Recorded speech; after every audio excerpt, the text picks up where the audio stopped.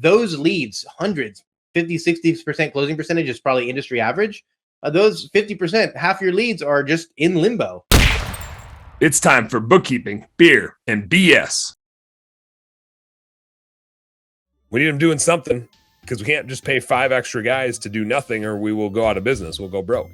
So like, what value-added things can we work on? And Michael, I'm guessing you see with as many coaching clients as you have and as many different industries as you're touching, do you see any tactics or approaches to managing that cyclical nature of our businesses that seems to work well or doesn't work at all? Yeah, I recorded a video and wrote email to this 2 weeks ago to all of the clients I work with. There's quite a few things you can do. It all really starts before the season ends. While demand's still high, you just got to finish really strong, because right now, you mentioned people are on vacation. It's not a money thing. People aren't getting work done now because it's not because of money. It's because vacation time. Like, it's just other things are going on in their life besides washing their windows in their house. It's raining less in most parts of the country, so your landscaping is being done less. Just home improvement is not as popular right now as it is during the spring. So June, right when demand's still high, really go all in at the end of spring so that you can hopefully be more booked out on June 30th than you are any point in time of the year. So it's too late for that now, but next year, all in the month of June. People do a really good job of ramping up, but in June they start to say, oh, we're booked out 3-4 weeks. So many people, and we talk to our account managers on this too, they turn off their ads. Like, they're just like, stop everything. We're booked out 4 weeks. We can't keep I'm too busy. I can't handle any more leads. Yeah. And then what'll happen is like July 20th, they're like, oh, we're so dead.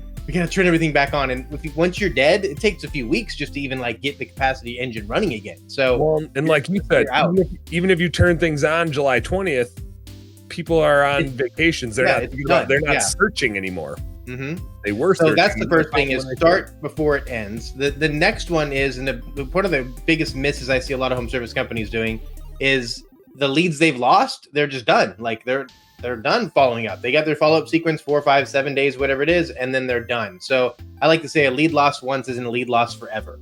That means go back to your lost leads for this year. Chances are really good. It's not they chose a competitor, which is very likely some of them did, but a lot of them just didn't get it done. There was just something else happened in their life and they just moved on. So those leads, hundreds, 50, 60% closing percentage is probably industry average.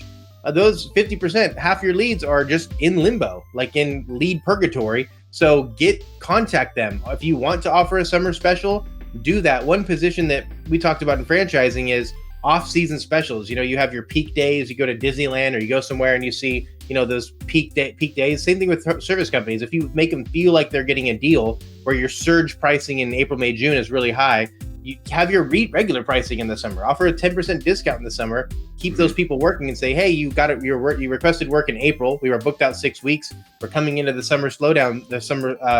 We offer summer specials. Take 10% off that estimate price, and we can get as long as you book before August 30th or whatever you pick the date. So a lead lost once isn't a lead lost forever. Bundle those things together: voicemail bomb, personal phone calls, text blast, whatever you want to do. Get in front of those customers. Next would be commercial work.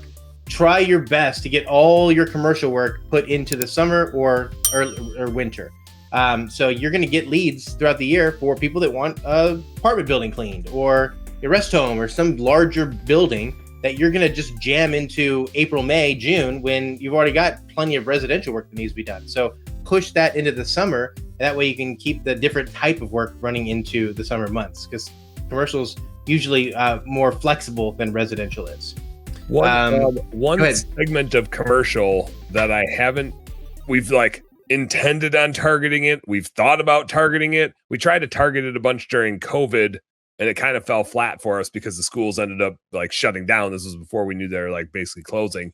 But school systems, because they kind of have like a 2-month window to be targeted, right? Like if they're gonna clean the outside of their building or do maintenance stuff, like that's where they're gonna do it. They can't really do it. Kids are running around everywhere, right? So they have weekends and they have the summer months. They are much more flexible.